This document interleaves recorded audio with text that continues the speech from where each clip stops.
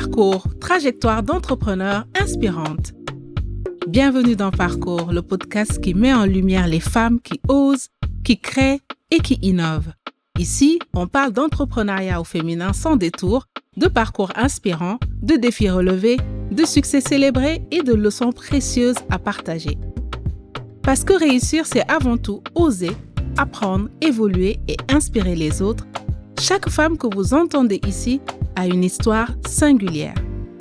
Et dans chaque expérience, il y a des apprentissages qui résonnent bien au-delà du parcours individuel. Un podcast pour s'inspirer, apprendre et surtout passer à l'action. C'est parti, bienvenue dans Parcours. Bienvenue Yeshi. Bonjour Yeshi. Bonjour Seynabou, merci beaucoup. Merci de m'accueillir. Merci de nous accueillir. C'est toi qui nous accueille. C'est vrai. C'est toi qui nous accueille dans ce magnifique endroit. Et d'ailleurs, pourquoi on est là? Où est-ce qu'on est aujourd'hui ici? Alors, aujourd'hui, on est dans une école coranique, école islamique, on va dire, parce que on apprend ici les préceptes de l'islam, on apprend le Coran, pas seulement le Coran, donc Coran et préceptes de l'islam, bon comportement, etc. Tout ce qui est lié à la religion musulmane. C'est ça. Et ça s'appelle? Roi Salomon, espace éducatif Roi Salomon. C'est ça. Et donc, quand on est arrivé tout à l'heure, on a tout de suite aussi quelque chose qui nous a frappé, c'est la particularité de ce bâtiment, n'est-ce pas Marina? Et c'est là qu'on va découvrir un peu ta deuxième casquette, ton autre vie. C'est que le bâtiment, il est construit comment? C'est quoi derrière moi là? Ce sont des briques de terre.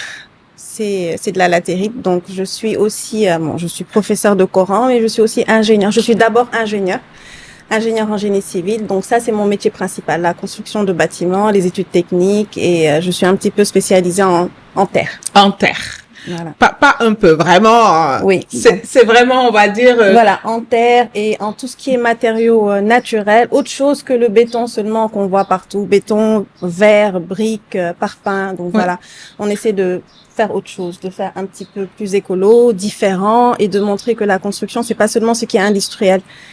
Il y a tous les matériaux naturels. Ouais.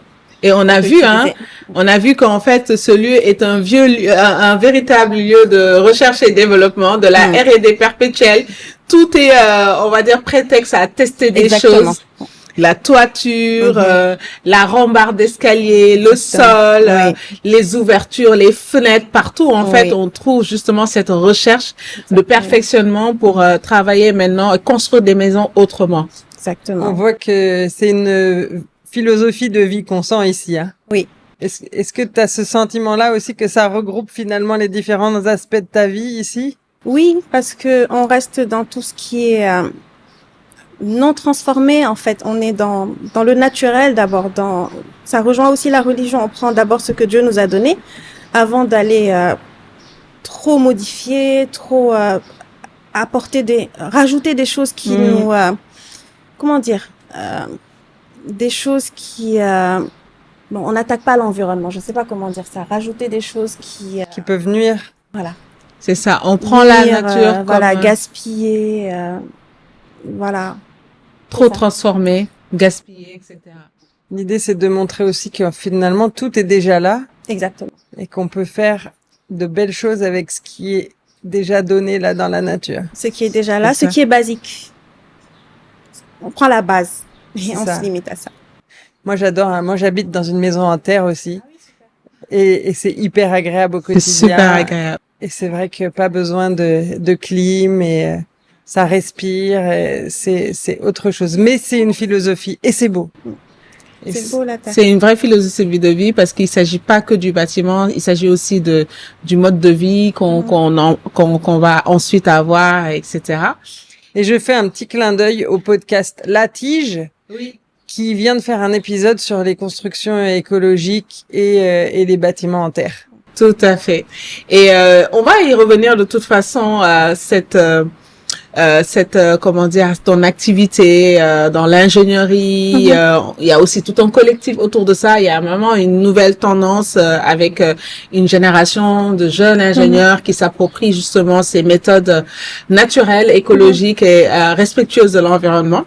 On reviendra dessus.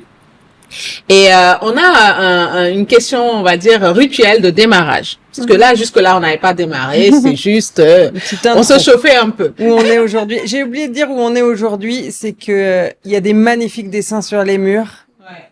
Des magnifiques peintures. Et donc, déjà, quand on rentre dans le lieu, on se sent accueilli. Ouais. C'est hyper agréable. Hyper agréable. Et donc, cette question rituelle, c'est toi, Yeshi, petite, 5 ans ou moins de 10 ans, en tout cas, quand tu étais petite, comment tu te rêvais plus grande?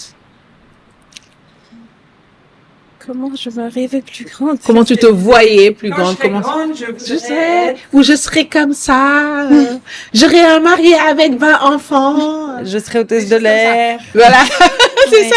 Je serais astronaute, Oui. j'en sais rien. Alors, je voulais être enseignante. Ah. Ouais. Bon. Ouais. Qu'est-ce qui t'intéressait dans le milieu, dans le métier d'enseignante? Transmettre le savoir. Et là, je me rends compte, en fait, que je suis en train de le faire. Ah bah totalement. Je m'étais même pas rendu compte. Ouais. Je voulais être enseignante et aussi quand j'avais 8 ans, je me souviens, c'est là que mon père avait entamé les travaux, rénovation et agrandissement de la maison. Et je parcourais, on habitait dans la maison, dans le chantier et je regardais les choses et ça m'étonnait comment ça se faisait, comment ça se transformait, comment ça évoluait et ça m'est resté en tête et voilà. Du coup, finalement, bah voilà, j'y suis maintenant. En fait. Donc les deux choses, vraiment, tu voulais enseigner et aussi La construction, ça m'intriguait en ça fait. t'intégrait, Oui. ça a éveillé une curiosité Voilà, chez toi. une curiosité. Je voulais pas le faire, mais voilà, ça a éveillé une curiosité. Et maintenant, voilà. Tu t'étais rendu compte que finalement tu avais réalisé ton... Construction, oui, Uh-huh. mais pour l'enseignement, non. Parce que tu le prenais comment en fait pour l'enseignement? C'était quoi? Si c'était pas de l'enseignement, c'était quoi pour toi? Je voulais être maîtresse. Tu voulais, en fait, c'était voilà, Comme c'était tout le monde. le mythe de la maîtresse. Voilà, je voulais être maîtresse. Et là, je suis maîtresse, en Ah fait. oui, oui, oui, c'est ça. Clairement. Clairement. Ah oui. Et tu aimes ça? Oui, j'adore. Ah. Alors, on va rester à tes 5 ans pour que tu nous parles un peu de ton enfance. Quel genre d'enfance tu as eu? Dans quel contexte tu as grandi? Alors, j'ai grandi, je suis la dernière d'une fratrie de 7. 7. Oui. On est 7, je suis la dernière et donc j'ai grandi dans une famille équilibrée et aimante. Et voilà, dans un environnement très agréable. Déjà, à cette période-là, c'était pas comme maintenant où on est entassé. C'était plus agréable, on respirait, on vivait, on allait dehors, on était... C'était où? À Dakar, à Sacré-Cœur. Ok. Donc t'étais à Dakar, mais c'était le Dakar aéré de l'époque où il y avait de la place pour courir, explorer, jouer. Non, il y avait de la place, il y avait des arbres, il y avait... Donc, ce qu'on est venu rechercher ici en déménageant à Ngaparou, pareil. Il y a... Dans les maisons, il y a des cours, il y a des arbres, on voit le ciel. Alors que maintenant, à Dakar, tu vois presque pas le ciel, en fait. Ouais. Donc, voilà. Donc, tu as grandi à Sacré-Cœur, dans une famille aimante, une belle fratrie. Et au niveau des études, ça s'est passé comment? Alors, j'ai suivi les études tout simplement. Tu as suivi. Voilà. Tu aimais ça, l'école? Oui. Ah, tu étais la jeune fille qui aime l'école, qui est contente, qui fait tous ses devoirs. Oui. Il y a eu une petite hésitation. Oui, jusqu'au lycée, jusqu'au collège, où après tu commences à pencher vers un côté et le reste tu en veux pas. Donc, mais sinon généralement j'étais bonne élève. Oui, c'était une question de préférence, c'est-à-dire que voilà, au lycée on s'affirme un peu plus, c'est l'adolescence, et on reconnaît plus en fait les choses pour lesquelles on a de l'intérêt, et on va un peu plus vers ça. Et du coup, tu es allé tout de suite dans une filière scientifique ou ok. Scientifique, oui. Scientifique. Mais est-ce qu'à l'époque déjà, il y avait une orientation vers un métier, un parcours supérieur, ou c'était juste parce que, bon, T'étais forte en maths ou? Oui. Et c'était vraiment logique. C'est 1 + 1 = 2. Vraiment. Pour moi, il faut que ça soit simple, que ça se comprenne, et puis, voilà. Donc, j'étais bonne dans les matières scientifiques et j'aimais ça. Tu aimais ça. Et à la maison, vous étiez encouragée à poursuivre les études? C'était comment? Oui, c'est presque obligatoire en fait. Il n'était même pas question de s'arrêter avant le bac plus quelque chose. Je veux dire, il y a pas, c'était impensable. Alors, mon père qui est décédé à 80 ans, je veux dire, donc, il y a quelques années, ça veut dire que c'était un vieux monsieur, il avait quand même un bac+5. Ouais. Donc, à l'époque, du coup, c'était inimaginable chez lui de pas aller loin dans les études. C'est ça. Aussi bien garçon que fille. Oui, tout le monde. Tout le monde. Tout le monde. Et du coup, après, donc, les études supérieures, comment ça se passe? C'est où? C'est quoi? Comment ça se passe? Alors, donc déjà, je suis allée en Tunisie, j'ai fait mon bac en Tunisie. Tu as fait ton bac en Tunisie? Oui. Comment ça s'est fait? Comment ça se fait? Ça, c'est un élément important. Oui. Oui. Je suis partie, au début de la terminale, en fait, mon père a été affecté, donc il fallait déménager. Okay. Ah, ok. Vous êtes partie en famille? En famille. Avec mes parents. Donc, les 2 parents. Et moi seule, parce que tous les autres étaient déjà... Quand moi, je faisais le bac, comme je suis la dernière, tous les autres étaient déjà partis. Voilà. Okay. Ah. Donc, on a déménagé en Tunisie. J'ai fait le bac là-bas. Ensuite, je suis allée en France pour études supérieures. Et voilà. Et les études supérieures, du coup, comment ça se passe? Tu t'orientes aussi tout de suite vers l'ingénierie ou comment ça se passe? Alors, il y avait beaucoup d'hésitations. Je voulais faire médecine. Donc, j'ai été acceptée en fac de médecine et tout. Mais un jour, dans une conversation avec mon papa, il m'a dit « Génie civil, c'est pas mal. » Je dis « Bon, d'accord. » Donc, j'ai fait génie civil. Okay. Vraiment comme ça. Tout simplement, tout naturellement. Voilà. Lui aussi, il te connaissait bien. Donc, il devait aussi sentir peut-être ce qui pourrait t'intéresser. Oui, possible. Ou alors, il connaissait les filières où il y a de l'avenir, où je pourrais trouver du travail plus facilement. Vraiment, je ne sais pas. Je lui ai pas posé de questions. Il m'a dit que c'est bien. Je lui ai dit, OK, je fais génie civil. Tout simplement. Donc, au dernier moment, t'as changé. T'étais prise en médecine, tu changes. Voilà. Tu vas faire génie civil en France. Donc là, tu débarques en France. Oui. Dans quelle ville? À Paris, Cergy-Pontoise. À Cergy, ok. Et comment ça se passe cette arrivée? Parce que c'est quand même un choc pour les étudiants qui arrivent en France. Ça va parce que, déjà, j'avais fait un changement de pays brusque. Alors, pour la Tunisie, c'était compliqué, c'était très difficile. Donc, arriver en France, c'était plus relax, en fait. T'avais déjà fait le gros switch. Voilà, j'avais déjà fait le gros switch parce qu'en allant en Tunisie, je suis partie avant mes parents. Donc, j'ai été parachutée comme ça, toute seule dans un pays très compliqué. Donc, ensuite, pour aller en France, c'était naturel. Donc, la Tunisie, un passage. Ensuite, on arrive tout de suite en France avec des études en ingénierie. Et quand tu arrives, tu as des attaches déjà. La fratrie était déjà en France. Oui. Ok. Oui. Il y avait de la famille. Et de la famille. Donc, beaucoup plus simple, là. Oui. Le parachutage. Au moins, il y avait une réception. Il y avait ma grande sœur qui vivait déjà là-bas. Donc, mariée. Ouais. Et puis, tous les autres aussi étaient déjà allés là-bas. Donc, je connaissais. Oui. C'est ça. Donc, t'as habité dans la famille ou t'as Non.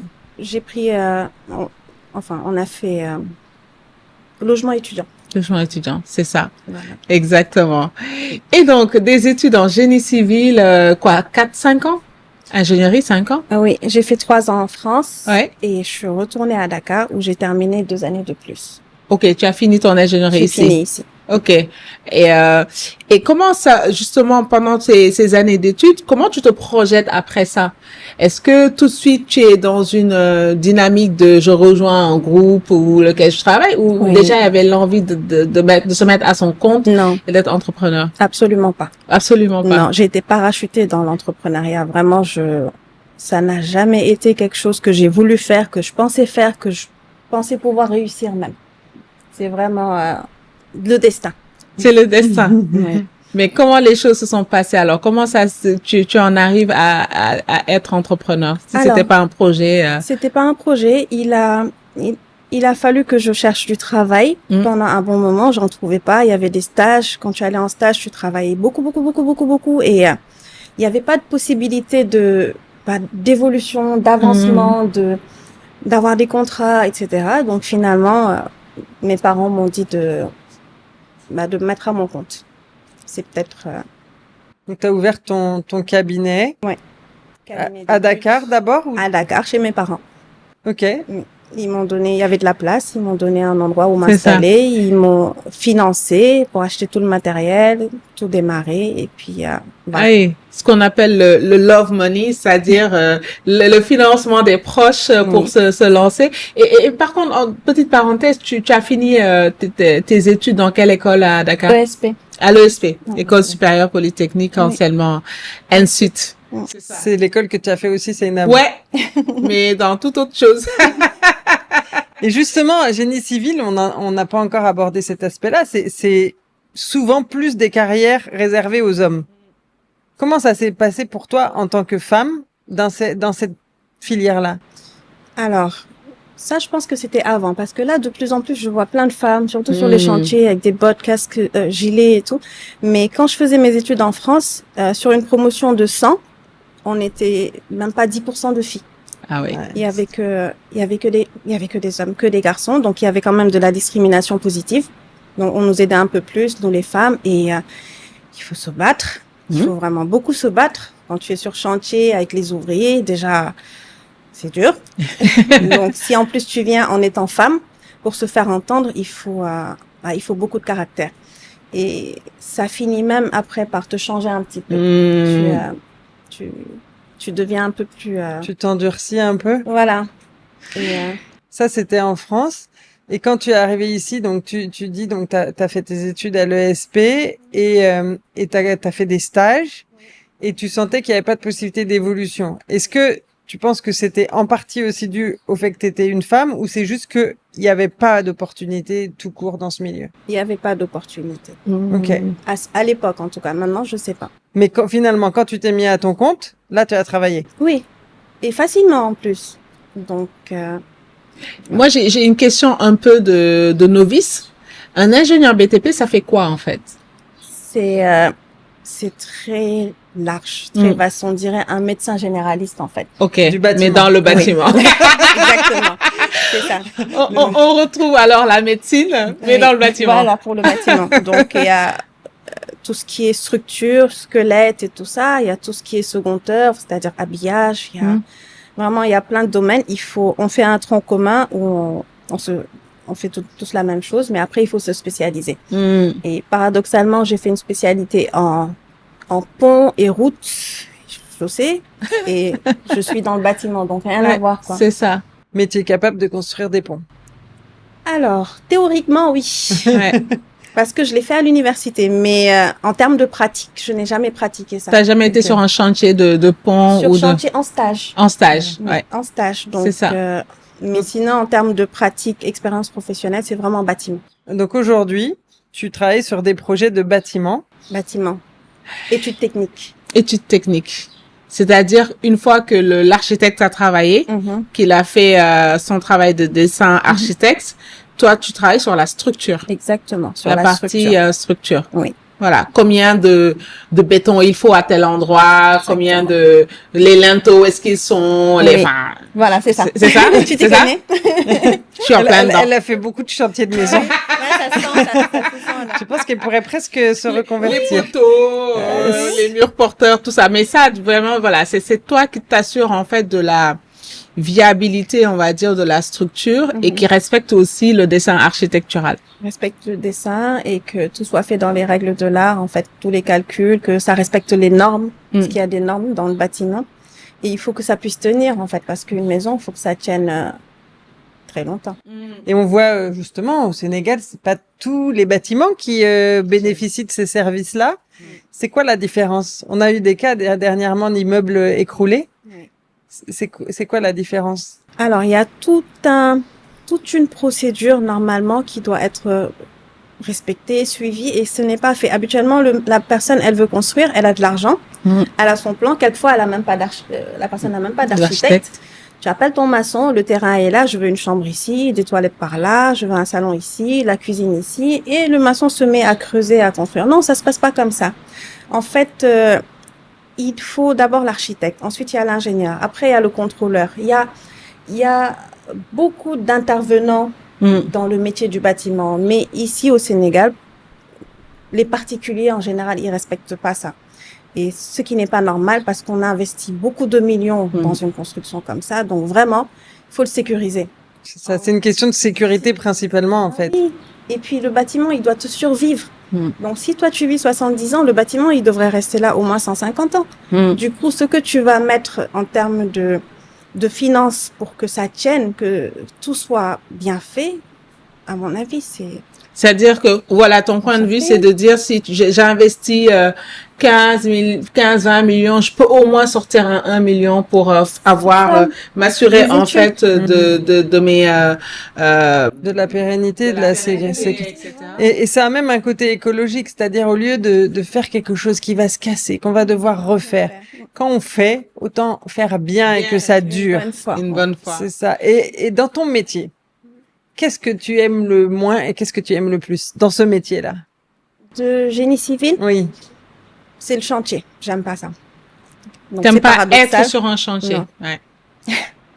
C'est paradoxal, je sais, parce que normalement, qui dit génie civil dit bâtiment dit chantier, mais vraiment, chantier, c'est pas pour moi. Il y a trop de, comme je disais tout à l'heure, il faut se bagarrer tout le temps. En fait. Oui. Donc, voilà. Et ma nature, je suis plutôt quelqu'un de calme et tout, donc tu évites la bagarre. Oui. C'est pas pour moi. Tu dessines, tu livres les plans, voilà, comme il faut, aux normes. La partie que tu préfères, c'est laquelle? C'est ce que je fais, les études techniques, en fait. C'est calculer au centimètre près, calculer au kilo près et vraiment mettre tous les détails, que tout soit précis, tout est bien dessiné. Et voilà, après, je suis sûre que ça va tenir longtemps. Que la personne, elle en aura pour son argent et que, voilà, c'est sécuritaire, pardon. C'est ça. Et donc, tes parents t'aident à te lancer. Et tes premiers clients, c'est qui, en fait? La famille. C'est la famille aussi? La famille. Ouais. Oui, la famille. C'est la famille. Ils ont cru en moi. Ils avaient des maisons à construire. Donc, ils m'ont donné les plans à faire. Et voilà. C'est là que ça a commencé.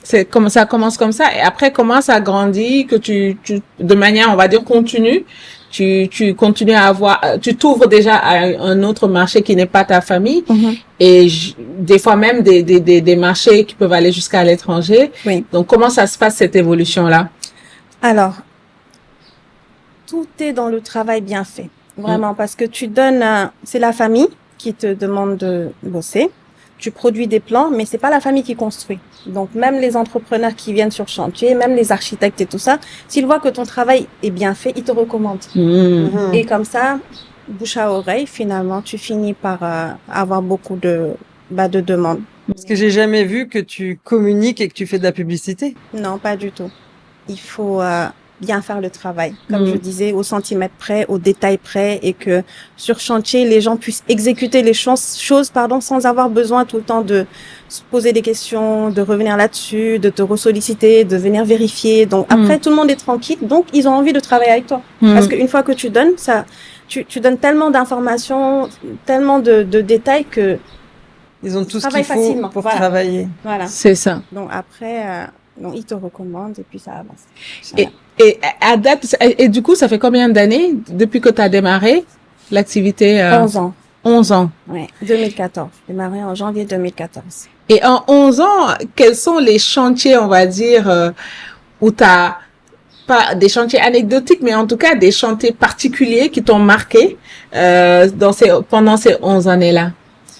Alors, c'est surtout sur les chantiers où tu apprends beaucoup de choses.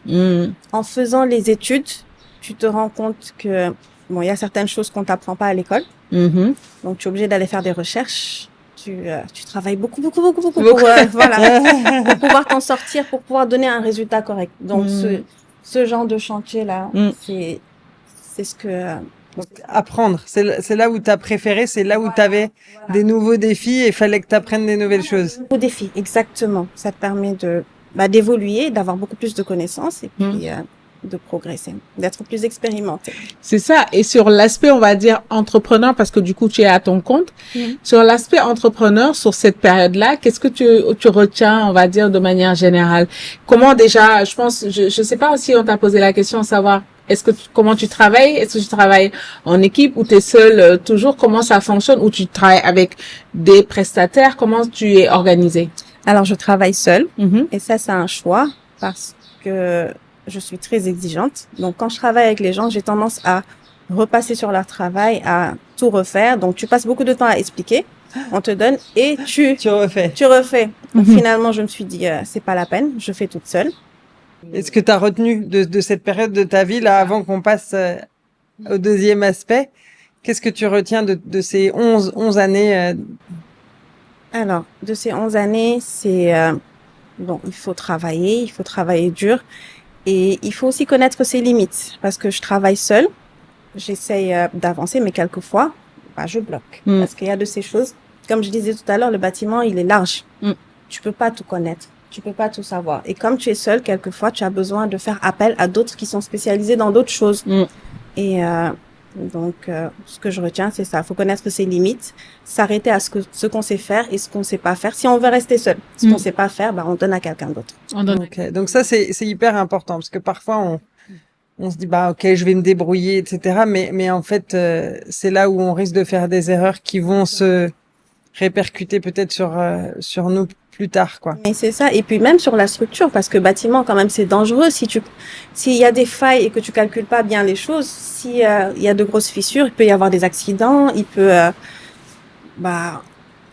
y avoir de grosses pertes financières aussi. Donc, c'est beaucoup de responsabilités. Totalement. Et du coup, je vois la famille, et on nous a dit ça aussi déjà dans d'autres interviews, les proches, les collègues, la famille sont les premiers clients. Oui. Donc c'est hyper important aussi, et Seynabou, elle est toujours adepte de ça, c'est quand on a des entrepreneurs autour de nous, il faut les faire travailler. Oui. Parce que c'est important, ça les aide aussi, au moins dans le début, ça les aide à grandir. Et là, on voit que ta famille a été un support très important. Oui. Et que c'est pas toujours le cas dans toutes les familles. Est-ce que tu penses que si t'avais pas le soutien de ta famille dans ces études et dans cette carrière, t'aurais pu y arriver quand même? J'en doute. J'en doute. Peut-être. Parce que je crois au destin. Mais je sais que le gros soutien que j'ai eu vient de ma famille et jusqu'à présent d'ailleurs, ils me soutiennent toujours. Et de manière générale, dans ce secteur-là, qu'est-ce qui se passe bien? Parce que on a tendance beaucoup à parler du BTP dans un aspect assez négatif. On te dit souvent d'ailleurs, il y a l'angokhulok maçon parce que bon, voilà, c'est tout le temps ça. C'est un sport. Mais peut-être qu'il y a des choses qui se passent bien. Quelles sont les choses qui te rendent peut-être optimiste dans le secteur BTP? Qu'est-ce qui se passe bien? Alors, il y a de ces clients, quand tu travailles avec eux, tu vois vraiment une volonté de bien faire les choses. Tu vois des gens qui veulent suivre les règles, qui veulent rester écolo, qui veulent respecter l'environnement. Bon, rester écolo, c'est pareil.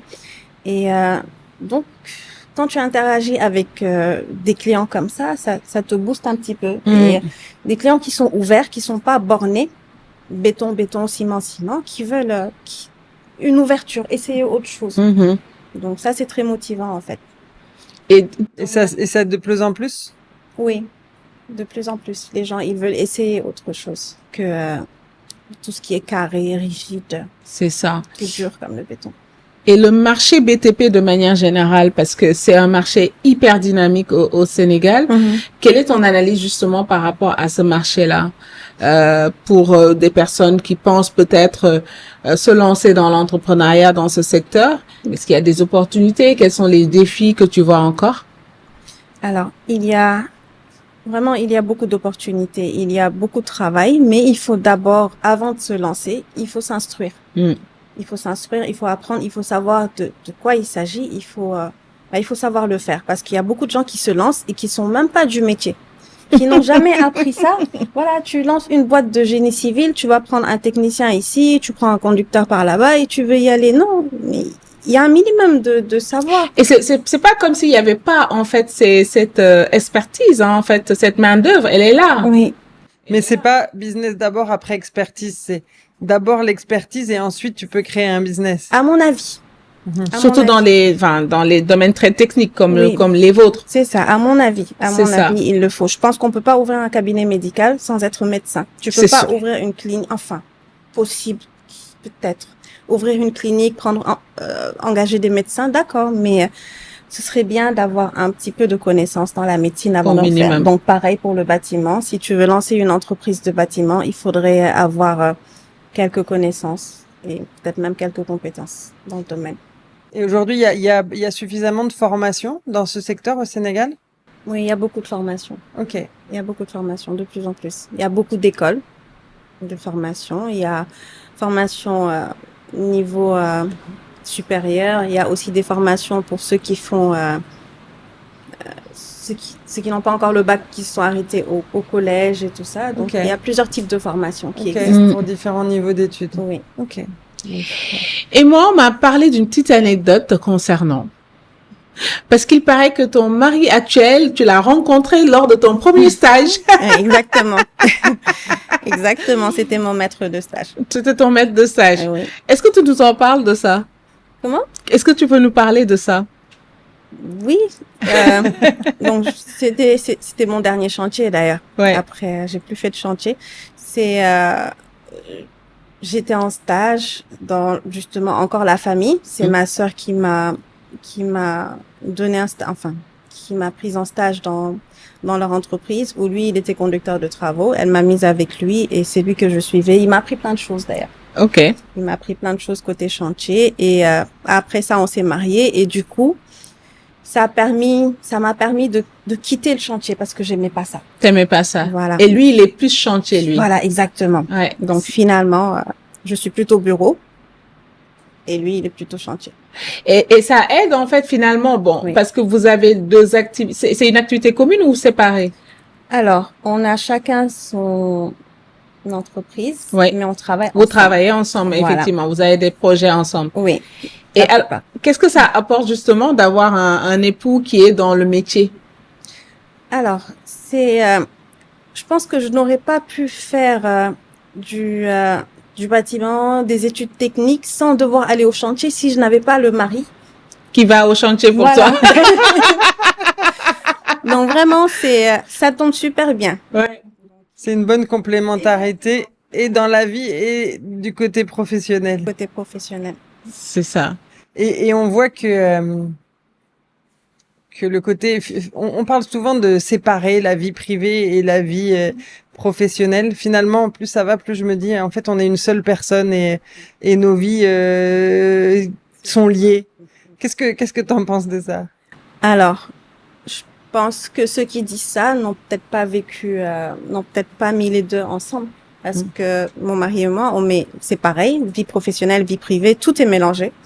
Et ça marche bien, alhamdoulilah. C'est ça.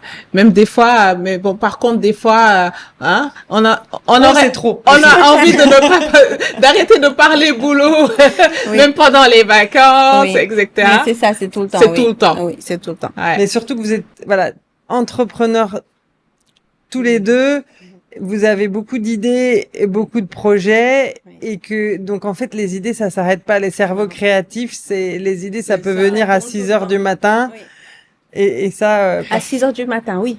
C'est bien vrai. C'est Ça vrai. sent le vécu. Oui, oui. vas-y, raconte-nous. Dès le réveil. C'est le C'est réveil, toi ça ou c'est démarre. lui? Bon, tous les deux. Ah, donc, après la prière, hop, les idées. Exactement, ça commence tout de suite. Ça commence tout de suite. Mm. Ok, super. Et du coup, là, bon, vous êtes mariés, vous avez combien d'enfants? La vie familiale, comment elle s'est aussi construite au fil de ce parcours-là professionnel? Oui. Oui. En fait, parce que, bon, déjà, on est mariés depuis 15 ans. 15 ans, oui, c'est ça. On a 4 enfants.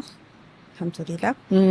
Et on a toujours travaillé ensemble. Parce que quand j'ai démarré mon business, il a démarré le sien aussi. Ok.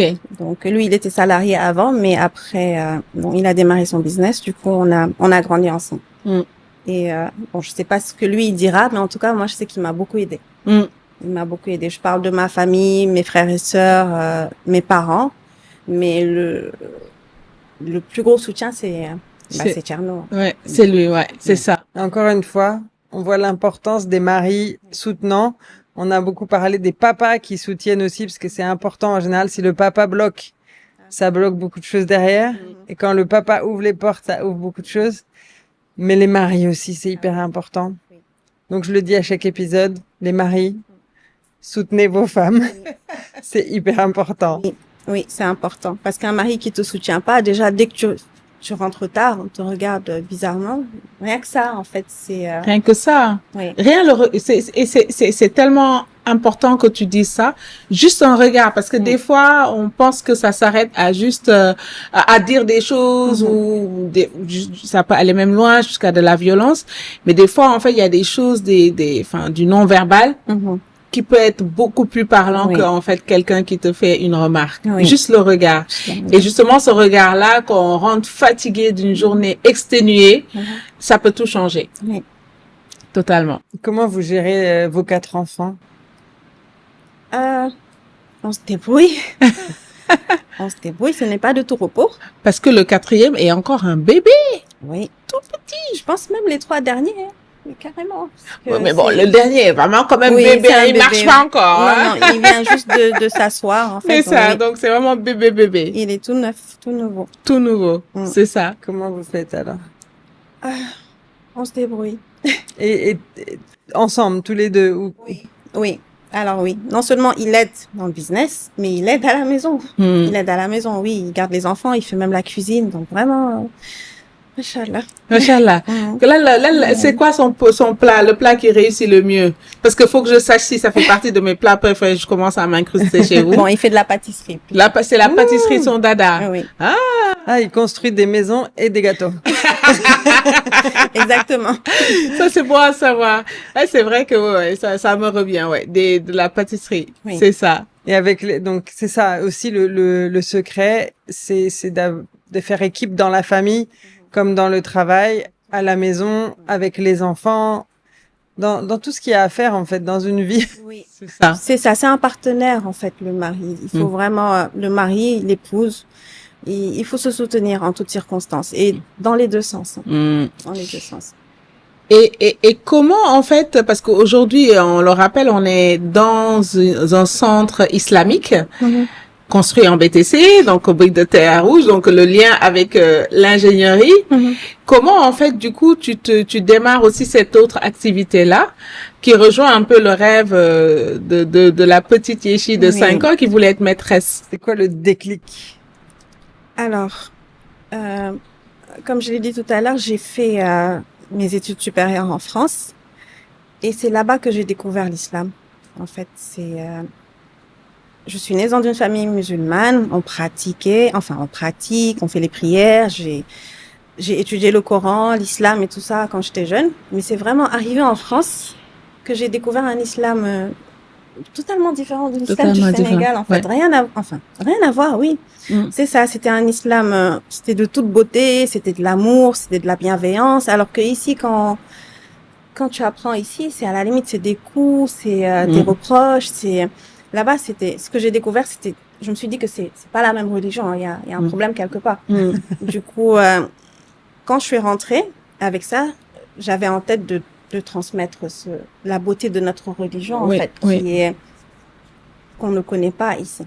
Du coup, j'ai démarré l'ingénierie, le cabinet d'études en 2014, et ça, c'était en 2015. Dès que le cabinet d'études a amené un petit peu d'argent, tout de suite, avec l'appui de mon mari, il m'a dit, faut commencer l'autre activité. C'est ça. Donc, tu avais cette envie depuis que tu es rentrée de France, de transmettre autrement. Il fallait absolument le faire. Ça pour moi, c'était un devoir, parce que je me suis rendu compte que la religion qu'on connaît ici, qui est lourde et difficile, c'était pas ça en fait, réellement l'islam. Donc ça, c'est mon point de vue. Et donc, tu t'engages justement à ton niveau, à aussi changer les choses et aussi innover. Je pense que il y a aussi de ça, d'oser en fait faire autrement. Et je pense qu'on le retrouve aussi dans ton approche dans l'ingénierie, d'oser faire autrement et justement de ne pas passer à côté de quelque chose qui peut être au contraire de belles expériences. Comment ton entourage a pris ça? Le fait de venir transmettre autrement la religion? Mon entourage, c'est-à-dire la famille. Alors, je leur ai présenté ça d'une certaine manière qui a fait qu'ils ont tout de suite adhéré, en fait. Même Parce que, étant la plus jeune, mes frères et sœurs avaient déjà des enfants. Donc, ils sont beaucoup plus âgés que moi. Du coup, j'ai commencé avec leurs enfants. Et quand ils ont vu l'impact que ça avait côté religieux, côté spiritualité, bah, ils ont tout de suite adhéré. Et je me rappelle aussi que tu fais partie une des premières, enfin en tout cas que moi je connais, qui a démarré en ce qu'on appelle les colonies de vacances islamiques, etc. Est-ce que tu peux parler aussi de cette approche où on va aller chercher des formats qui existent déjà et où on va intégrer effectivement cette approche-là nouvelle pour l'enseignement de la religion? Alors, donc, à la base, je voulais faire comme ce qu'on a fait aujourd'hui, une école, une école coranique qui enseigne l'islam tout le temps. Pas juste pendant les vacances, parce que pour moi, l'islam, c'est quelque chose qui est continu. Ce n'est pas ponctuel. Mais je me suis rendu compte que les gens avaient plus besoin de ce format-là dont tu parles, d'occuper les enfants pendant les vacances, mais de les occuper de manière utile. Donc, c'est là que j'ai commencé à faire des camps de vacances, mais plutôt axés sur l'islam. C'est-à-dire, on prend tout ce qui existe, donc le sport, le bricolage, les ateliers d'art, etc. Et tout ça, on applique ça à l'islam. C'est ça. Parce que c'est possible c'est seulement des thèmes. Exactement. C'est seulement des thèmes. Donc, quand tu prends atelier d'art, bah, tu fais ça conjointement à une histoire dans le Coran ou bien un hadith voilà, donc là, l'enfant, il peut s'amuser, mais tout en ayant étudié quelque chose d'important dans sa religion. C'est ça, ça paraît très ludique en fait. Bon, déjà les lieux, ça donne envie, c'est gai. Et puis les activités que tu cites, ça paraît hyper ludique. Et c'est vrai que pourquoi apprendre une religion, ça devrait être pénible. C'est ça.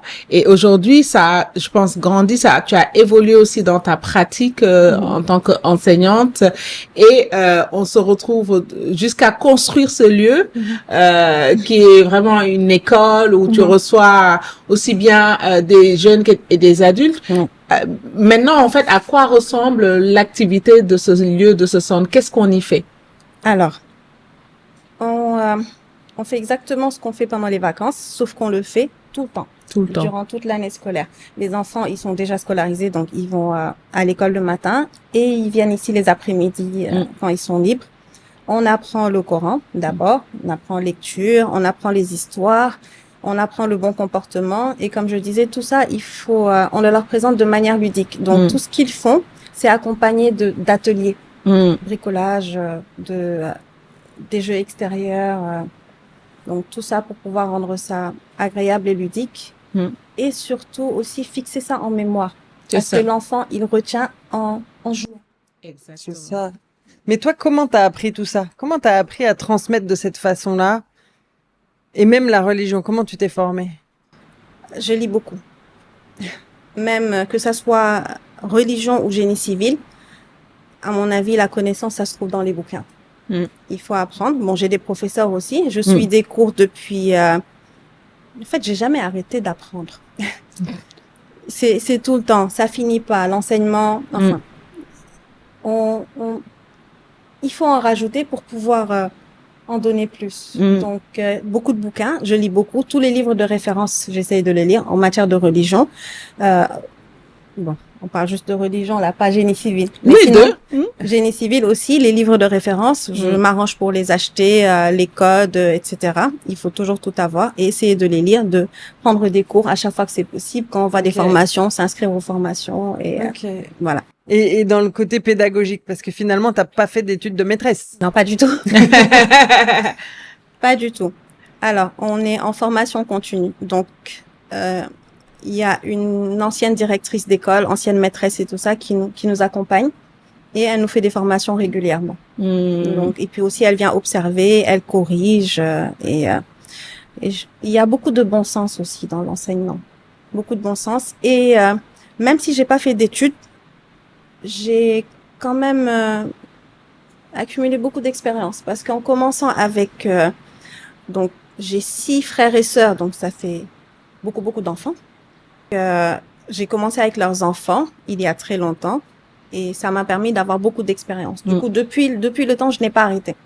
Et à chaque fois, j'essaie de prendre des formations, d'améliorer la pédagogie, de voir comment les autres font pour essayer de bien faire aussi. C'est ça. Et ça t'amène même jusqu'à un nouveau projet dont j'ai eu vent aussi, c'est dans l'édition. Donc, pour éditer des manuels, des livres, en tout cas, des supports qui peuvent accompagner justement les parents et les enfants dans leur quête, religieuse. Et ça, aussi, pareil. C'est quoi la motivation de se dire, OK, j'ai enseigné, j'ai construit une école, maintenant je vais faire des livres. C'est, en fait, on produit des supports pour faciliter l'apprentissage des enfants qui sont déjà là. Et à force de les produire, finalement, ça fait un gros paquet. Oui. Là, on en fait des livres, en fait. C'est ça. Ah, donc vous avez déjà fait tous ces supports au fur et à mesure. Vous avez inventé vos propres supports. Exactement. Et donc là, c'est une compilation. Ces livres, c'est une compilation de ce que vous avez inventé avec les années. Voilà. C'est une compilation. Et jusqu'à un certain niveau, c'était une compilation. Mais là, carrément, c'est une nouvelle création. Création, c'est ça. Et on a parlé beaucoup d'enfants. Est-ce que vous avez accueilli aussi des adultes ici? Oui, on a beaucoup d'adultes. Une vingtaine. Enfin, beaucoup. Une vingtaine, en tout cas. Une vingtaine qui viennent ici. D'adultes, oui. Et c'est quoi la différence pour eux de venir apprendre ici par rapport aux apprentissages qu'ils ont pu avoir avant? Déjà, le fait de se retrouver en petit comité, enfin, les 20 ne viennent pas en même temps. Donc, il y a un petit groupe et ça reste convivial. C'est comme on disait tout à l'heure, c'est un apprentissage agréable parce qu'on est en petite communauté, on apprend, on fait des exposés, les unes posent des questions, on arrive à avoir plus de connaissances en fonction de ce que les autres veulent connaître. Pas seulement ce que l'enseignant te donne, mais les interrogations de chacune. Et c'est à peu près les mêmes choses. En tant que femme, on a les mêmes interrogations côté religion. Donc, ça nous permet de nous enrichir et voilà. Et c'est que des femmes? Il y a des groupes de femmes, il y a un groupe d'hommes. Ok. Mais sinon, la majorité, c'est des femmes. Et là encore, c'est intéressant parce qu'on a dit génie civil, ça change, mais à l'origine, c'était plutôt masculin. Et professeur de Coran, quand on me dit professeur de Coran, moi, la première image qui me vient à l'esprit, c'est un homme. Mais il y a beaucoup de Yacéida maintenant. Il y a vraiment, ça s'est démocratisé, popularisé. Il y en a de plus en plus. Parce que je pense que aussi les femmes avaient besoin de parler aussi de certains sujets sur lesquels on était plus à l'aise en ayant une femme en face. Et moi, ce sur quoi je voulais aussi rebondir, c'est que ton activité d'ingénieur BTP, tu es assez solitaire. Mais ici, non. C'est le contraire, par contre. Ici, là, ça grouille aussi bien le personnel, l'équipe que les enfants et puis les adultes qui viennent. Comment ça se passe aussi, cette partie-là, de justement, parce qu'on sait pourquoi tu travailles seule dans le BTP, tu es exigeante. Maintenant, comment tu as dû te résoudre justement à t'entourer d'une équipe sur l'autre activité? Sur l'école. J'aime bien. Comme je dis, il y a des expressions qui veulent tout dire. Mais ça tourne encore, c'est que on arrive quand même à trouver des solutions. Voilà. Oui. On arrive quand même à trouver des solutions. On arrive à trouver certaines pépites, quelques personnes qui en veulent, quelques personnes qui sont motivées, qui veulent apprendre, qui veulent travailler. Et c'est sur ces personnes-là qu'on se base pour pouvoir faire évoluer l'équipe, pour que le travail soit bien fait. Vous êtes combien à travailler autour de ça? On est 7. C'est beaucoup quand même. 7, oui. Quand même, ouais, c'est ça. On est une équipe de 7. Donc là, tu as réussi quand même à avoir quelques piliers dans cette équipe et c'est sur cela que tu t'appuies pour que le reste fonctionne aussi. Voilà, exactement. On se base sur les plus performants. Et toi, d'après toi, justement, qu'est-ce qui manque justement pour que ça devienne moins compliqué finalement? Qu'est-ce qui manque? La conscience professionnelle. Je pense que c'est ce qui leur manque. Ouais. Ça dépend des gens. Il y a certaines personnes qui n'adhèrent pas au projet, qui essayent, mais qui n'adhèrent pas. Surtout, en tout cas, en termes de religion, qui Oui. sont déjà formatés comme quoi la religion, faut taper pour apprendre le Coran, faut être dur, faut être sévère. Donc, des gens qui essayent, mais qui n'y arrivent pas.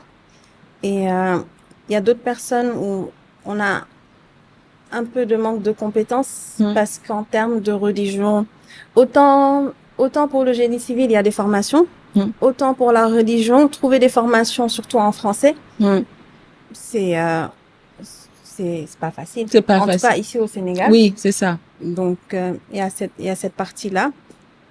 Et ici au Sénégal, ressources humaines, le personnel en fait un minimum possible. Ouais, c'est ça. Et ça, j'ai envie de dire, c'est pas seulement dans le secteur d'activité, dans l'éducation, la religion, etc. Je pense que c'est dans tous les secteurs. On a entendu ça aussi dans les épisodes précédents, où en fait les gens, voilà, le minimum syndical, il n'y a pas vraiment on se challenge pas à grandir, à progresser. On est là juste pour prendre son salaire. Et toi, en fait, justement, si tu as un message à donner à des jeunes qui t'entendent, qui soient adeptes à l'entrepreneuriat ou juste des gens qui vont rejoindre des entreprises, quel est le conseil que tu leur as donné que tu as à leur donner sur ça? Bah, c'est de travailler dur. Parce que quand tu travailles, tu peux avoir l'impression, bon, si tu rejoins une entreprise, tu peux avoir l'impression que tu le fais pour ton patron, pour l'entreprise, mais non, tu le fais pour toi-même. Bien sûr. Parce que plus tu travailles, plus tu as de l'expérience, plus tu fais quelques erreurs et tu ne les répéteras pas. Donc, c'est ton avantage, en fait. Faut pas penser que tu travailles seulement pour l'entreprise, seulement pour le patron. Tu es en train de t'améliorer. Donc, travailler dur, travailler. Et c'est valable pour les employés, c'est valable aussi pour les entrepreneurs. Il faut travailler. Totalement, parce que dans l'entrepreneuriat, comme tu disais, il y a la recommandation, elle a une valeur, voilà, vraiment inestimable, parce que c'est comme ça qu'on continue à faire entrer de nouveaux clients.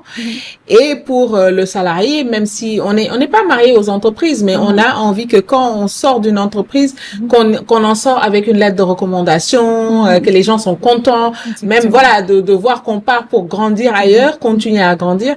Et ça, c'est vraiment le souhait que, enfin, en tout cas, tout bon manager a pour ses équipes.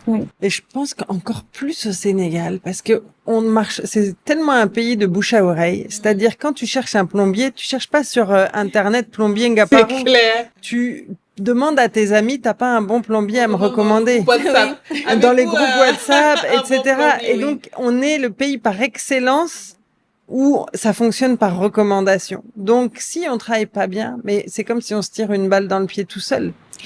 Et d'autant plus dans les métiers, dans le secteur du BTP, qui est un secteur en pleine croissance, qui est hyper dynamique au Sénégal, c'est que finalement, on parle beaucoup de chômage des jeunes, mais n'importe quel jeune aujourd'hui peut se créer sa propre opportunité en étant un bon plombier, un bon électricien.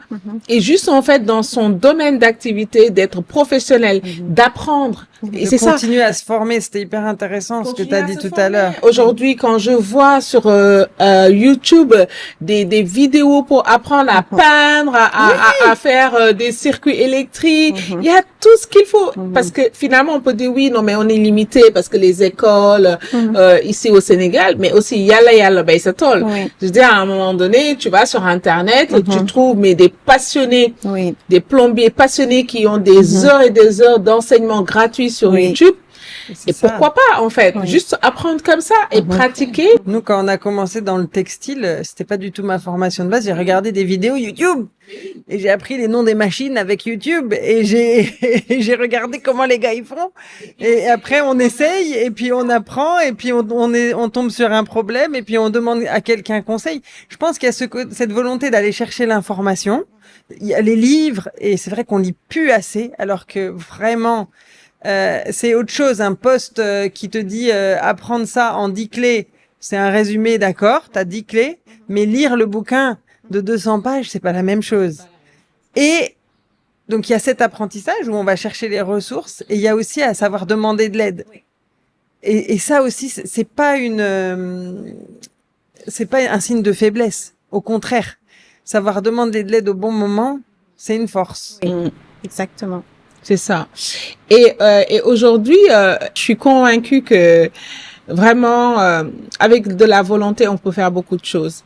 Et même ce dont tu parles, il y a l'apprentissage, mais aussi, comme tu disais, Marina, trouver les machines en regardant des vidéos et puis se dire, OK, mon ambition, c'est de travailler, même si je fais des petites tâches, je mets de côté, après je m'équipe. J'achète la super perceuse et puis je viens sur le chantier avec mon propre matériel et ainsi de suite. Chaque année, chaque mois ou chaque année, on achète un peu de son équipement et puis je pense que vraiment c'est un mindset.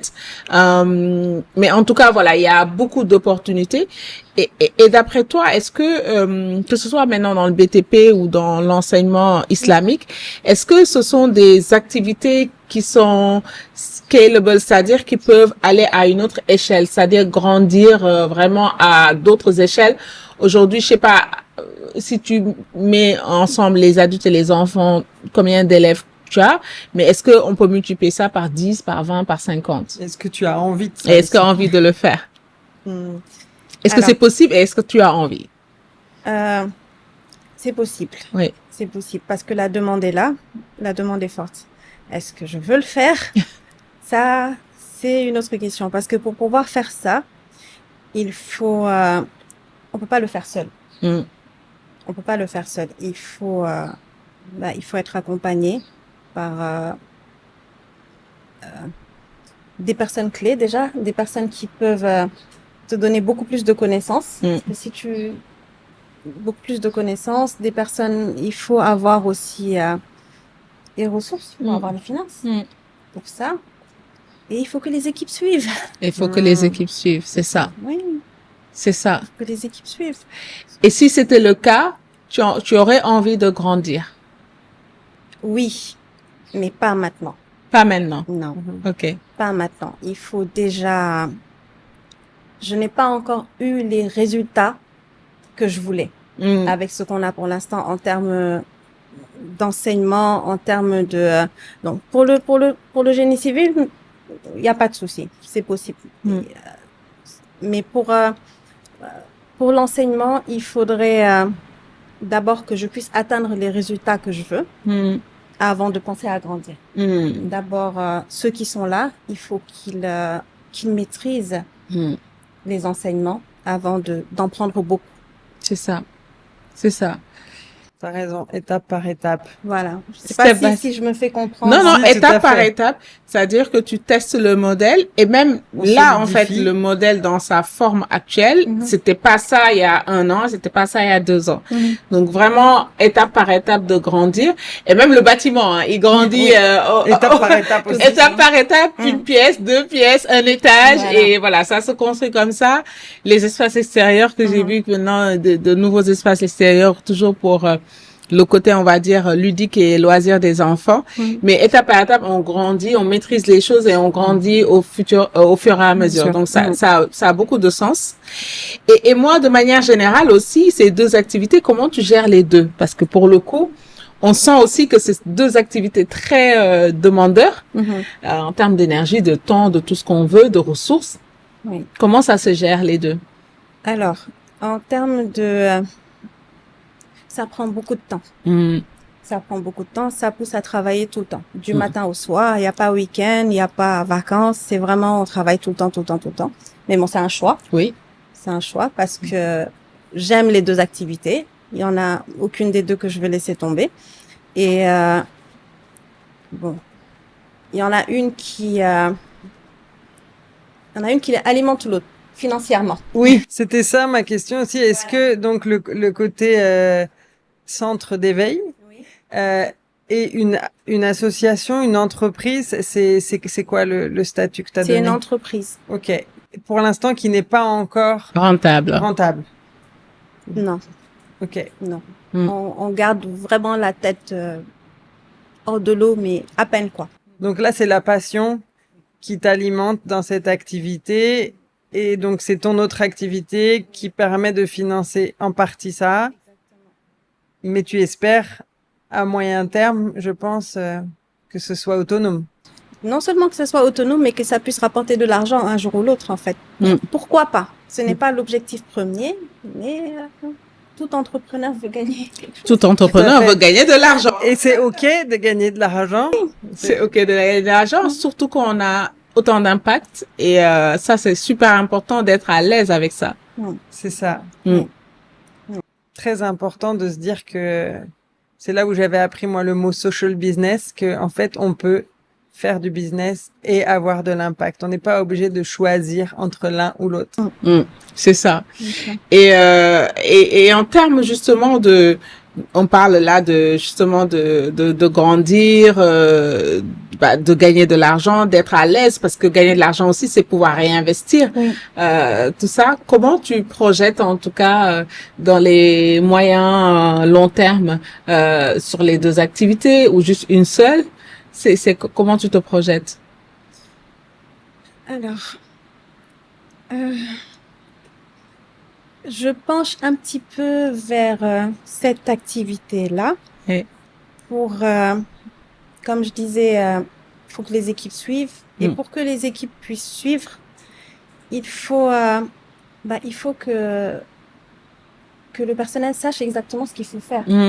Et pour qu'il puisse le savoir et le faire, il faut être là.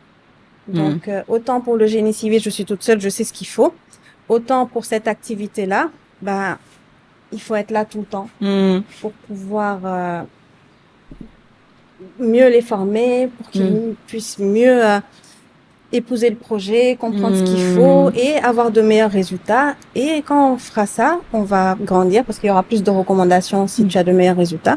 Et là, tu pourras avoir plus de personnes grandir et voilà. C'est ça. Une meilleure évolution. Et on a compris que dans ce parcours-là aussi, bon, ton mari est très présent, très aidant, mais est-ce qu'il y a d'autres personnes qui t'aident, des mentors et des personnes en tout cas en qui des personnes ou des structures qui accompagnent cela? Donc, des personnes qui accompagnent, je peux parler de mes professeurs. Donc, j'ai quelques professeurs qui m'enseignent tout ce que je retransmets, qui corrigent ce que j'enseigne. Donc, je leur remontre tout. Donc, ils sont là pour vérifier, ils gardent un œil dessus. Donc, ça, c'est très important parce que c'est transmission de la science. Il faut pas que ça soit erroné. Surtout quand c'est pour un enfant et que c'est la pratique religieuse. Donc, ça peut avoir un impact négatif et on sait pas, parce qu'une fois que l'information sort, c'est éparpillé un peu partout. Donc, il faut vraiment que ça soit une bonne information. Donc, ces personnes-là m'aident beaucoup. Financièrement, alors, heureusement que mon mari est là. Sinon, bon, il y a mon activité qui aide, mais non, heureusement qu'il est là financièrement et il m'aide à me décharger mentalement. Donc, je lui redonne tout. Et il y a mes sœurs. Il y a mes grandes sœurs aussi. Qui, oui. Elles ont quel rôle avec toi, tes grandes sœurs? Elles me maternent. Voilà. C'est les petites mamans. Oui. C'est ça. Ce sont des mamans. Donc, elles mettent la main à la poche. Elles surveillent, par exemple, elles sont dans les groupes WhatsApp des parents et tout ça. Elles surveillent tout ce que je fais. Elles rebondissent derrière. Oui, il faut gérer comme ça. Donc, elles aident un petit peu avec la communication. Elles n'hésitent pas à pointer du doigt ce qui ne va pas. Pour que, critique, c'est pas dire les vérités. Voilà, c'est pour c'est constructif. Voilà, c'est ça leur objectif. Ouais. Donc ça aussi c'est très important. Et il y a Seynabou. Mais c'est vrai, Seynabou parce que quand je quittais Dakar pour venir à Ngaparou, je pouvais pas m'imaginer que la religion pourrait intéresser les habitants de oui. Donc, c'est toi, Seynabou, qui m'a dit, oui, vas-y, lance-toi. C'est vrai, il faut le dire. Et je me suis lancée. Premier jour, Seynabou est venue, elle a fait une petite vidéo, elle a partagé, et d'un coup, j'ai eu 14 personnes qui sont arrivées. Ah ouais? Ça, je savais même les vidéos de Seynabou, c'est fort, hein? Donc, c'est ça. Voilà. Donc... Non, parce que on est aussi dans une zone en pleine expansion, et puis, ton public premier, ce sont les familles. Enfin, tes premiers clients, ce sont les familles parce que c'est les enfants qui t'intéressent. Et moi, je voyais juste l'explosion démographique qu'il y avait et le profil aussi de parents qui venaient de plus en plus s'installer. C'était des familles qui venaient s'installer. Et à un moment donné, des gens qui ont parfois vécu ailleurs aussi. Donc aussi cette vision peut-être un peu différente de la religion et qui cherchent autre chose que juste le par cœur et le coup de bâton, effectivement. Donc tes sœurs sont là pour t'aider au quotidien, on dirait. Hein. C'est vraiment du quotidien. Ça va même jusqu'à la correction des messages avant que je les envoie. Ah oui. Ouais. Donc tu te sens ça va très très loin. impliquée. Donc même si tu travailles en partie seule, tu te sens pas seule. Non, je ne suis pas. Je peux pas dire que je suis seule alors si Ouais. c'est ça. Comment? Parce que là, donc tu dis, tu travailles tous les jours, il n'y a pas de week-end, il n'y a pas de vacances. Comment tu te ressources? Comment tu fais pour récupérer? Je suis très fatiguée. Alors, elle ne se ressource pas assez. Je suis très fatiguée. Oui, non, c'est épuisant. Ouais. C'est épuisant physiquement, c'est épuisant mentalement. Donc, si j'ai un conseil à donner aussi, c'est de se débarrasser de tout ce qui augmente la fatigue. La charge mentale? Oui, vraiment. S'il y a des gens, quand on est dans une entreprise et qu'il y a des gens qui du fait de leurs actes et des choses qui te fatiguent plus, Faut s'en séparer, ouais. C'est un conseil que d'autres entrepreneurs m'ont déjà donné, c'est-à-dire quand il y a des personnes qui travaillent avec toi, mais toi, ça ne te convient pas, même si c'est des bonnes personnes, qui sont gentilles, que tu as envie de les aider, qu'elles ont plein de bons côtés, si toi, ça ne te convient pas, en fait, il faut arrêter très vite. C'est ça. Des fois, on s'épuise en voulant tenir encore, on va lui donner encore une chance et tout ça. Et en fait, moi aussi, je me suis dit, parfois aussi, ça peut être les libérer aussi, parce que si ça te convient pas à toi, ça veut dire que c'est pas non plus une relation de travail très fluide et que ça peut peser aussi sur l'autre personne. Ouais. C'est souvent réciproque. C'est souvent réciproque. Donc ça, tu dis, c'est quelque chose, tu as pas vraiment réussi à te recharger, mais tu essayes au moins de pas trop te décharger. Voilà. De pas trop remplir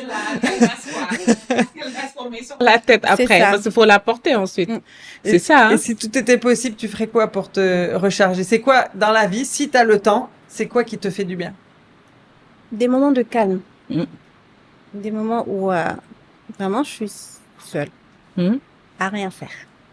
Ou à la limite j'aime bien le Coran, à la limite avec mon Coran, mais voilà, pas de bruit, pas de télé, rien. Pas de personne, rien, Voilà. rien faire. Le silence. Toute seule. Rien faire. Et par contre, ça, j'arrive à l'avoir un petit peu avec l'aide de mon mari. Okay. Parce que quand tu restes plusieurs semaines sans repos, après, ça se ressent dans ta façon d'être. Tu es irritable. Et dans des moments comme ça, il récupère les enfants, il prend tout le monde et puis on me laisse toute seule. Il le sent. Est-ce que tu demandes ou il le sent tout seul? Les deux. Quelquefois, il demande est-ce que ça va, est-ce que tout va bien? Donc là, il comprend que j'ai besoin d'être un peu seule. Donc voilà. Mais en tout cas, pour ceux qui le peuvent, il faut il faut se reposer. Ouais. Et je précise pour ceux qui écoutent, c'est que elle a un mari sénégalais. Parce que souvent on dit mais toi avec les Sénégalais c'est pas possible ça. Et c'est possible. Il y a des maris sénégalais qui sont capables d'être un vrai relais avec leurs femmes où on est vraiment en équipe dans le couple. On a des spécimens, ils existent. Ils existent. Qui sont à l'écoute et qui sont prêts Non, il y en a. Voilà. Et on les valorise. Non, mais totalement. Voilà. Il faut le dire aussi. Et heureusement, justement, ils gagneraient à être plus, justement, à être des modèles, justement, qu'on en parle un peu plus. Et puis, moi, je pense que, justement, en parlant des choses bien et qui fonctionnent, ça permet aussi, parce que tout le temps parler de choses qui fonctionnent pas, c'est pas forcément aidant. On sait qu'il y a des choses qui fonctionnent pas, mais peut-être qu'il serait temps, justement, de parler des choses qui fonctionnent. Et c'est quelque chose d'assez récurrent dans les parcours de femmes entrepreneurs. Comme Marina disait, soit il y a un papa qui est très présent, très aidant, ou il y a un mari, ou les deux, et voilà. Ou alors, il y a un divorce. On a aussi des cas, souvent, des cas. Et je trouve que c'est important de valoriser ces hommes qui sont présents, parce que ça change tout, C'est comme s'ils portaient je dirais même pas la moitié de l'entreprise, mais presque tout, en fait. Presque tout. Oui, et quand c'est comme ça, tu n'as pas de limite. Ouais. Tu penses que, je vais dire clairement, comme si tu pouvais décrocher la lune. Parce que si tu lui dis, je veux la lune, tu dis, ok, je vais te propulser. Ah, Ça, Tiens, une c'est- échelle. ah c'est beau ça. Non, même pas l'échelle. C'est-à-dire une échelle, ça veut dire qu'il est pas là. C'est lui-même qui met Il les te- mains et qui te dit voilà, je te porte, je te lance. Il fait la courte échelle. Voilà, carrément. Il te fait la courte échelle, c'est différent. Ça, c'est beau. Et imagine pour les enfants aussi de voir ça chez leurs parents. Je trouve que c'est aussi un super modèle. Donc, j'espère que dans les générations à venir, on aura de plus en plus de soutien comme ça des deux côtés, quoi. Comme tu l'as dit, c'est vraiment chacun qui Bon, la deuxième saison de parcours, on fera des parcours De Marie. de Marie. Ouais, Voilà, Je suis parcours de d'accord. Marie extraordinaire. exactement. Non, il y a besoin. Il faut. Moi, je me rappelle, j'avais été marquée une fois, j'étais allée au Ghana et la publicité à la télé, c'était un homme qui faisait le repassage. Et je me suis dit, waouh, j'ai jamais vu ça au Sénégal. Et quand j'ai parlé aux femmes, elles m'ont dit, ah non, mais ça, au Ghana, c'est normal. Les hommes font tous les travaux ménagers comme les femmes. L'homme qui ne fait pas, les gens vont rire de lui. C'est pas possible. Alors qu'au Sénégal, c'est presque l'inverse. Un homme qui va faire, on va presque lui dire, t'es pas un vrai homme. Donc c'est là où c'est vraiment important de les valoriser. Parce qu'il y en a quand même pas mal, des papas impliqués, des maris engagés, etc. Et c'est super important dans la culture aussi, la société qu'on a, où on sait que vraiment le mari peut être un pare-feu Oui.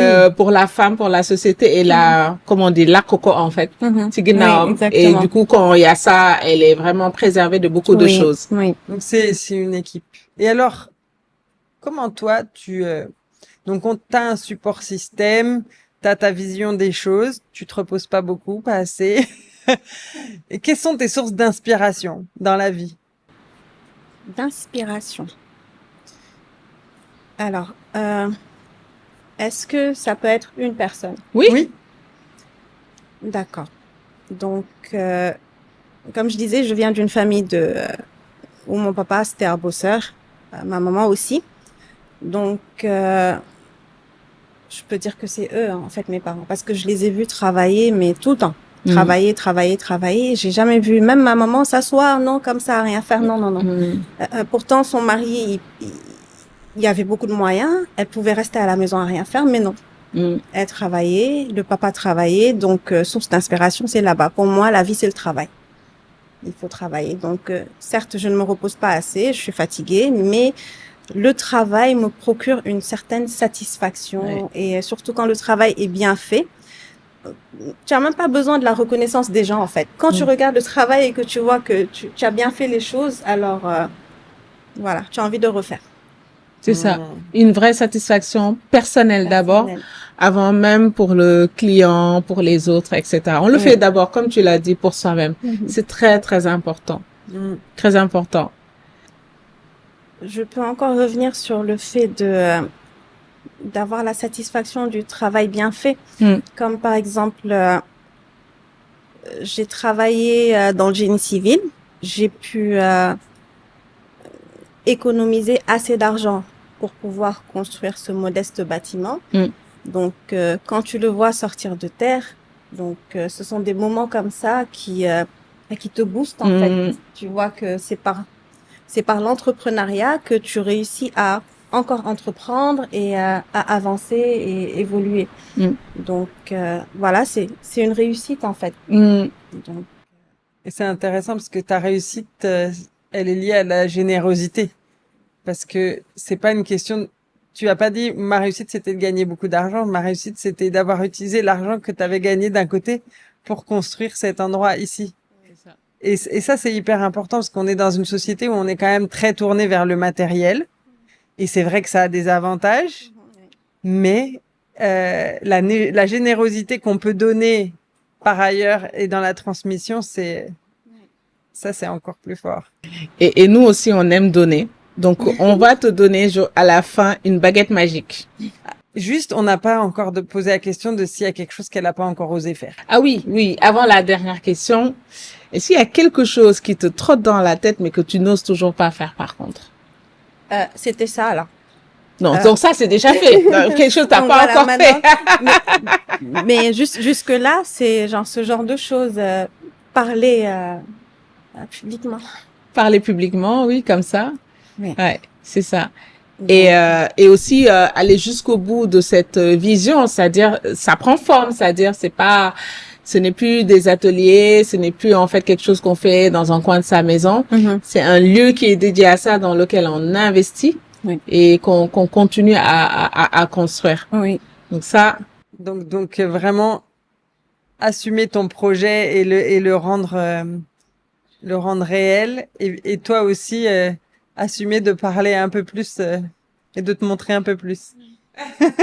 Là, on t'a fait faire un exercice difficile aujourd'hui. Hein. C'est difficile, mais c'est de la transmission. Moi, je pense que quand même, ça reste de la transmission dans le sens où l'objectif qu'on a, c'est que les personnes qui écoutent ça puissent se dire aussi, il y a une autre façon d'entreprendre dans l'enseignement religieux. Il y a aussi des conseils hyper importants dans le BTP, qui est aussi un secteur très en développement. Et puis le business, on va dire, de la religion aussi, il est très dynamique. Donc au contraire, c'est aussi un secteur dans lequel il y a beaucoup d'opportunités. On a parlé d'édition aujourd'hui, de support des livres où on va avoir justement tous les codes qui nous ressemblent, ce qui ressemble à notre culture, toutes les références qu'il faut avec la méthode qu'il faut. Donc ça aussi, c'est très important. J'ai juste une petite précision à te demander sur le côté activité génie civil. Quels sont tes clients principaux? Est-ce que c'est des particuliers ou c'est des entreprises? Des particuliers. Ok, donc des maisons individuelles. Maison, immeuble. Immeuble, ok. Mais habitation, enfin, pas forcément. Maison, immeuble. Donc aujourd'hui, quelqu'un au Sénégal ou ailleurs veut construire une maison ou un immeuble, il peut faire appel à toi. En béton ou en BTC. Oui. C'est ça aussi. Et même en pierre.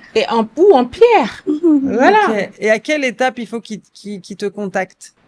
Généralement après l'architecte. Donc on fait d'abord son plan, son rêve dans sa tête, et après on vient te voir avec son plan, et toi tu fais une analyse de tout ça. Exactement. Exactement. Et faut pas trop rêver aussi quand il s'agit de BTC. Parce que tu vois, avec le béton, on peut se permettre de tout faire, mais avec BTC, faut rester raisonnable. On rêve différemment. Oui, on rêve différemment. Merci. C'est ça. C'est-à-dire qu'on construit différemment. Donc, du coup, effectivement, on va, ce qu'on a l'habitude de voir en béton, il faut pas non plus dire, OK, je veux la même chose, mais en BTC. Il faut vraiment, c'est encore une fois respecter le matériau, respecter la nature.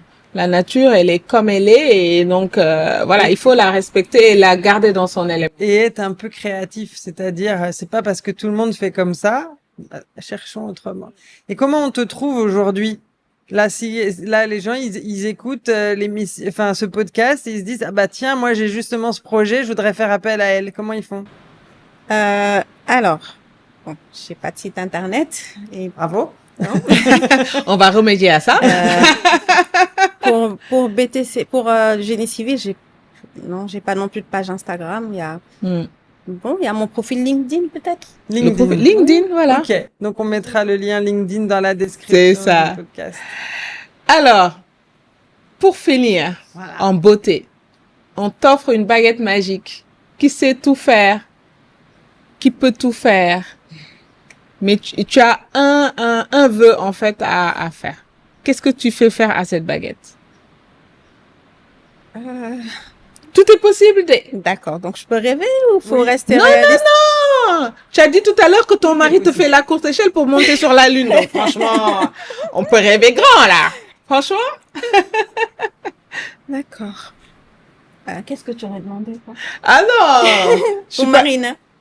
Moi, qu'est-ce que j'aurais demandé? Oui.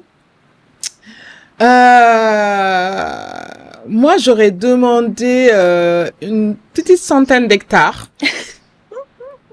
Voilà. Où, en fait, toutes les choses que j'ai envie genre pour construire ma petite ville à moi. Oui. Mais vraiment, oui, petite ville. Ah, même pas ville à ville. Un petit quartier. Voilà, avec toutes les choses que j'aime bien, au même endroit, avec, voilà, le mode de vie qui me convient, avec les gens civilisés, etc. Bien. Moi, à chaque fois que je pose cette question à quelqu'un, je me dis, moi, si j'avais une baguette magique, je demanderais qu'on arrête toutes les guerres dans le monde. Je pense que c'est ça qui me... Et c'est ça sur lequel j'ai pas de prise. Oui, c'est sûr. Alors que les autres choses, j'ai l'impression que je peux faire des choses. Mais les guerres qu'il y a partout dans le monde en ce moment, je me dis c'est comme ça que j'utiliserai ma baguette magique. C'est vrai. Il y a une chose que j'aimerais faire avant d'atteindre mes 40 ans, c'est mémoriser le Coran. Totalement. Non seulement mémoriser, mais en plus connaître tous les sens, que plus rien ne m'échappe. Donc c'est possible de mémoriser, mais que tout reste en mémoire et tout connaître, connaître la place de chaque chose. Ça, je voudrais bien. Vraiment être aussi une ingénieure de ça. Tout savoir. Exactement. De manière assez... Oui. Mais est-ce que tu penses qu'un jour, tu peux te dire, ça y est, j'ai fini d'apprendre le Coran et j'ai tout compris? Tout compris, peut-être pas. Fini de l'apprendre, oui. Mémoriser, c'est de la mémorisation, oui. Mais tout comprendre, non. Parce qu'à chaque fois que tu l'ouvres ou chaque fois que tu discutes avec quelqu'un, tu vas avoir une interprétation, une vision différente. C'est Vous pouvez lire la même page et puis vous voyez deux choses complètement. C'est ça. Moi, je trouve que c'est ça avec presque tous les textes sacrés où tu relis à une période de ta vie et tu relis peut-être 5 ans plus tard, tu comprends complètement différemment. C'est aussi les expériences que tu vis dans la vie qui parfois t'aident à analyser. Totalement. Et du coup, quel serait ton mot de la fin? Avec quoi tu vas nous laisser partir? Même si on n'a pas envie de partir, mais bon. Avec quoi tu nous laisses partir? Alors, je vais déjà vous remercier pour cette initiative parce que Marina a parlé de générosité tout à l'heure, mais ça vraiment c'est la générosité parce que ça permet bon déjà à nous autres de nous exprimer, de prendre conscience parce que quand tu parles, tu prends conscience de certaines choses de ce que tu as fait, voilà, de tout ce que tu as fait parce qu'on a tendance à minimiser. Ça. Mais le parcours, il est là et il parle de lui-même. Oui. Et voilà, je vous remercie en tout cas. Alors nous, on te souhaite du repos un peu pour recharger tes batteries. Comme je dis souvent dans les ateliers que je fais sur le cycle menstruel avec les jeunes filles, quand ton téléphone il est déchargé, tu le branches. Hein? Et tu attends qu'il soit rechargé avant de l'utiliser. Oui. Donc il faut aussi prendre le temps de se recharger un peu pour pouvoir encore transmettre parce qu'on a besoin vraiment de personnes comme toi qui ont cette envie, cette passion et qui se forment en plus pour transmettre le meilleur. Pour bien faire les choses. Ouais. Merci en tout cas de nous avoir reçus à Ishi. On te souhaite tout le succès dans tes projets actuels, les projets qui sont sous le bassin, les projets avec l'époux, les projets de 6 heures du matin. Les enfants, faire agrandir la famille, l'accompagner. Agrandir. Agrandir. Ça veut pas dire agrandir. Ça veut dire qu'on les accompagne pour qu'ils grandissent. D'accord. En tout cas, c'est tout ce qu'on te souhaite. Merci beaucoup. On fait une conversation très intéressante. Merci beaucoup. C'est ça. Merci, messieurs. Merci à l'équipe des garçons qui sont en face de nous. C'est ça. Bamba, Baba, Edmond. C'est ça. Merci beaucoup.